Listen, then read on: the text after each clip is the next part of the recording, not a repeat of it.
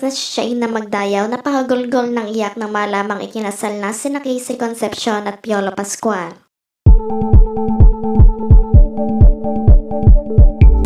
Tila nitong mga nakaraang araw lamang masayang ibinahagi ng magkasintahan sa kani-kanilang social media account na sila nga ay nag-isang dibdib na.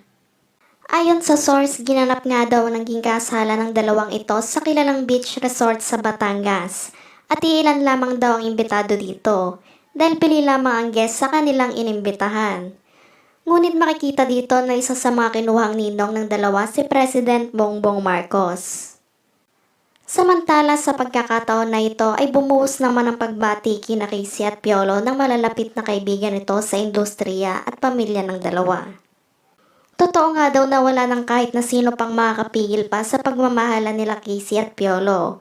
Kaya naman daw hindi na sila nagdalawang isip na may kasal dahil doon din naman daw hantong ang kanilang pagsasama.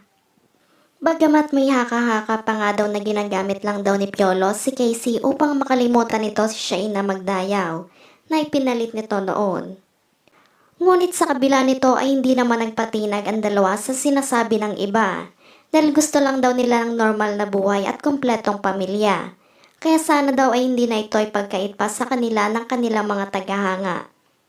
Dahil hindi naman daw sa lahat ng pagkakataon ay susundin nila ang opinyon ng ibang tao para lang maging maganda ang tingin nito sa kanila.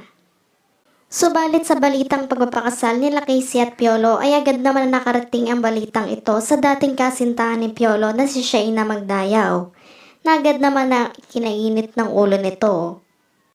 May isang larawan pa nga nakuha na ng mga netizens na sumugod nga si Shaina sa naganap na kasalan nila Piolo. At doon nga nanggulo ito at pinipilit na itigil ang kasal ng dalawa. Ngunit sa huli naman ay wala na itong nagawa kundi ang umiyak at umalis na lang. Dahil puno nga ng security ang paligid ng simbahan kaya ito napingilan. Kaya naman natuloy pa din ang kasal nila Casey at Piolo. Sa kabila nito kahit na mayroon man daw na aberya kaganapan sa kanilang kasalan ay hindi pa din nagpatinag ang dalawa. At naging masaya pa din ang mga ito dahil sa huli ay nairaos din daw nila ang kanilang kasal.